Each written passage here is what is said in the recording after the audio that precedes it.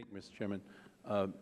Madam Administrator, yesterday we held a subcommittee markup of the Republican legislation to overturn the scientific finding that global warming pollution endangers public health and welfare and prevents EPA from setting greenhouse gas emission standards.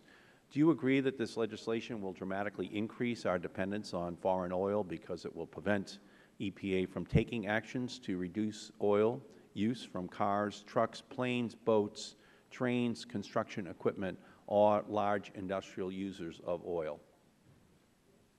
Yes. Yesterday, retired senior military officers sent Congress a letter on this legislation.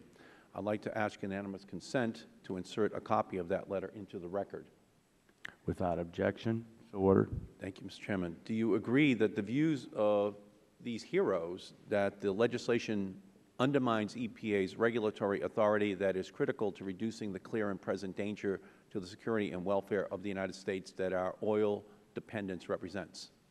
I certainly agree with the sentiment, sir. Last week, the New York Times reported that radioactive wastewater from hydraulically fractured wells in Pennsylvania and West Virginia has been sent to sewerage plants, even though the radiation levels could be as high as 2,000 times EPA's drinking water standards. This radioactive water was reported to be dumped into rivers, in some cases within a mile of drinking water intake facilities. I know that you immediately went to Pennsylvania to look into the matter, and I commend you for your leadership. In response to the Times series, on Monday, the Pennsylvania Department of Environmental Protection released results from 7 water samples taken downstream from wastewater treatment plants that show radiation was not elevated. Do you think 7 water samples are enough to fully understand the impacts from hydraulic fracturing in the state of Pennsylvania? Sir, our regional scientists responded with a letter, no. The short answer is no. I think those are one-time samples, and it depends on flow rate and flow rate in the river as to whether or not there could still be potential radiation entering those wastewater treatment. Do you think that all drinking water systems that are located near wastewater treatment facilities that accept drilling waste should monitor intake water for radioactivity and other potentially hazardous byproducts of these activities? I think unless there is proven evidence that radiation isn't entering into those treatment plants, then that's a good prudent move to be monitoring more frequently. So you believe that they should all be monitored? Certainly monitored, and again, if no one's sending wastewater to the treatment plants, then you could stop. But the concern is related to the transport of wastewater. So if they are accepting drilling waste, then there should be monitoring. Is that what you're saying?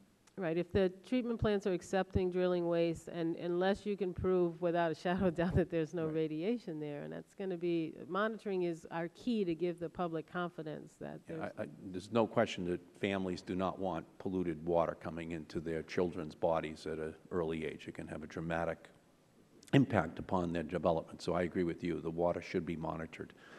Is diluting the drilling waste by disposing of it in rivers or streams a permissible way to treat wastewater that contains radioactive or other hazardous materials? Generally, that is not the way the system works. We prefer to see treatment or removal of the pollution before it enters a waterway. That's not to say that some amounts of radiation in the waterway wouldn't happen naturally or even through the treatment process. Do current EPA regulations allow for wastewater treatment facilities to accept wastewater from drilling operations if they do not know what materials are in it? Now, the pre-treatment standards under the Clean Water Act require that you know what you're accepting and have adequate characterization of that. So if it is illegal, does EPA plan to tell states that they should stop allowing this to occur as it seems to have occurred in Pennsylvania? I believe that EPA is working right now to understand whether this is still going on and to what degree there have been pre-treatment standards. And I think EPA in its letter requested that Pennsylvania basically relook at every permit for any facility that may be accepting that wastewater. And given the findings in the New York Times, what are the plans that the EPA is making, if any, to change the processes at the agency in terms of worker safety, impact on children, the pollution, the radioactive chemicals, other contaminants in wastewater? Are there Well- any changes that you're making?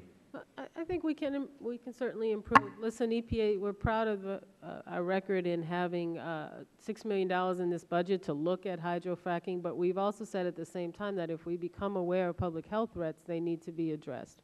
And so EPA needs to work. The state has a huge role to play here in ensuring that their citizens are safe. We would like to be in the process of supporting them, but we certainly can take actions on our own if we need to.